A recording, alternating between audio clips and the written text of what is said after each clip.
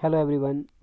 Now we have a topic collector emitter mod characteristic of BJT. देखिए बच्चों कई बार ये एग्जाम में पूछा जाता है कि what are the characteristics of common emitter characteristic of transistor या कई बार लिखा हुआ common emitter characteristics of bipolar junction transistor. तो ये है क्या एक्चुअल में बच्चों? तो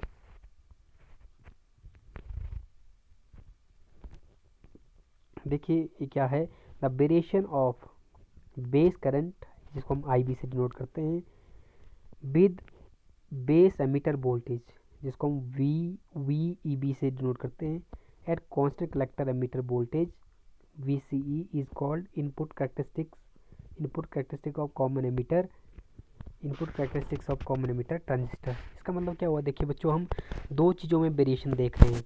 अगर आप जैसे मान लो इसका अगर हम ग्राफ भी ड्रॉ करें, जैसे ग्राफ करें ड्रॉ, तो एक साइड को हम क्या लेंगे, एक साइड को हम बेस करंट लेंगे IB, एक साइड को हम क्या लेंगे,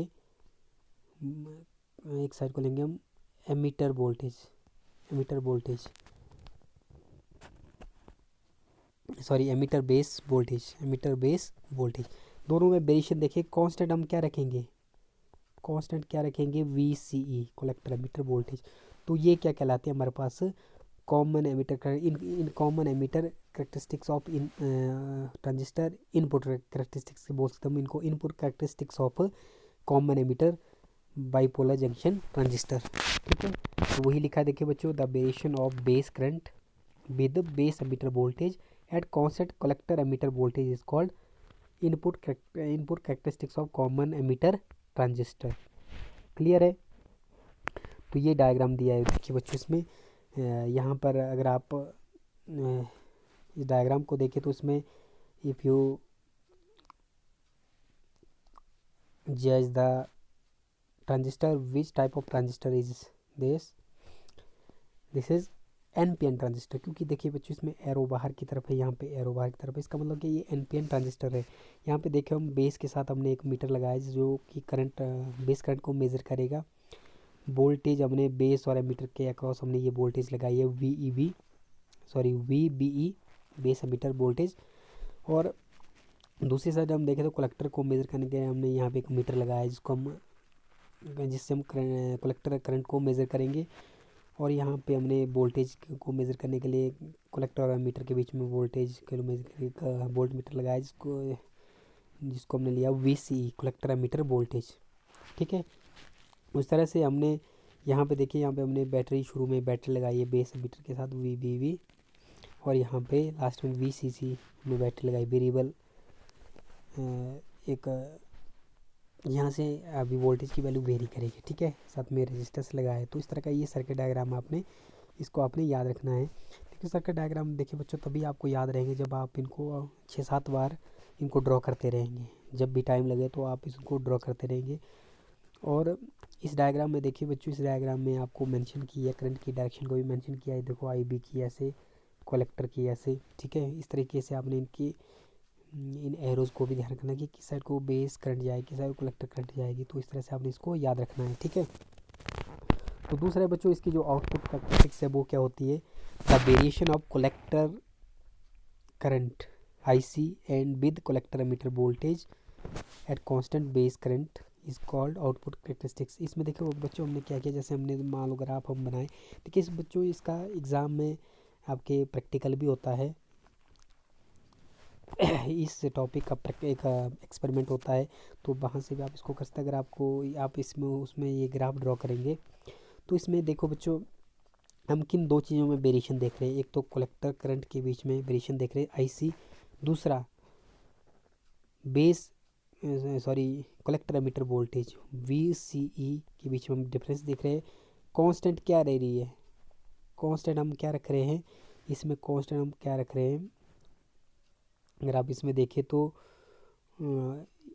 कांस्टेंट हम बेस करंट रख रहे हैं। IB को हम इसमें कांस्टेंट रखेंगे, बेस करंट को कांस्टेंट रखेंगे। तो वेरिएशन किसके बीच में देखेंगे हम, IC और VCE के बीच में। तो ये वो क्या कहलाएगी, आपकी आउटपुट कैरेक्टरिस्टिक्स।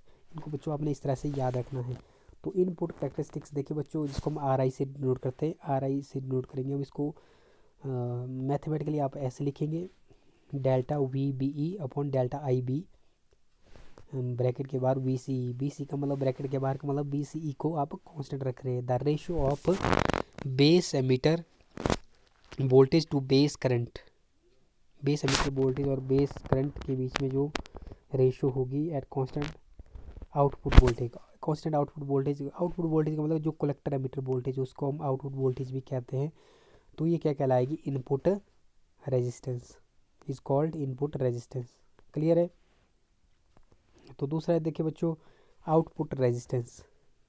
आउटपुट रेजिस्टेंस को हम R0 से डिनोट करते हैं। R0 ये देखिए बच्चों R0 equals to delta VCE upon delta IC bracket IB।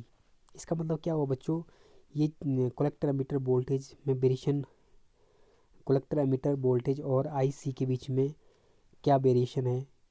जब आप IB को कांस्टेंट रख रहे हैं तो उसको हम क्या क्या बोलते हैं, आउटपुट रेजिस्टेंस। इसको R0 को आउटपुट रेजिस्टेंस कहते हैं, RI को इनपुट रेजिस्टेंस हम कहते हैं।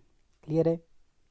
तो इसमें देखिए बच्चों के जो थर्ड टर्म हमारे पास आती है, थर्ड टर्म है हमारे पास करंट एम्प्लीफिकेशन फैक्टर, जिसको हम बीटा से डिनोट करते हैं। करंट एम्प्लीफिकेशन फैक्टर हमें ये कहता है कि ये हमें बोलता है कि जो आउटपुट करंट और बेस करंट के बीच में क्या वेरिएशन होगी जब आप कलेक्टर एमीटर वोल्टेज को कांस्टेंट रखते हैं। It is the ratio of output current to the input current at constant output voltage is called current amplification factor. This is also known as current gain और output gain. इसको current gain और output gain भी कहते हैं। देखिए बच्चों इसको हम बीटा AC से नोट करते हैं। बीटा AC इसके बेस में लिखना है equals to delta IC upon delta IB। ठीक है, इस तरह से आप इसको लिख सकते हैं। तो यह है करंट एम्प्लीफिकेशन फैक्टर बीटा। तो आई होप बच्चों आपको ये ट्रांजिस्टर की कॉमन एमीटर ट्रांजिस्टर कैरेक्टरिस्टिक्स आपको इसके बारे में जानकारी मिल गई होगी। तो ये मैंने शॉर्ट करके आपको बताया है एज ए नोट्स पर्पज़। तो आप इस तरह से आई थिंक आपको ये समझ में भी आ गया होगा कि कैसे इसकी वर्किंग होती है, कैसे ये वर्क करता है और इसमें क्या वेरिएशंस होती है जब आप किसी चीज़ को कांस्टेंट रखते हैं। तो बच्चों ये था आज का टॉपिक। तो मिलते हैं बच्चों नेक्स्ट वीडियो में। So thanks for watching.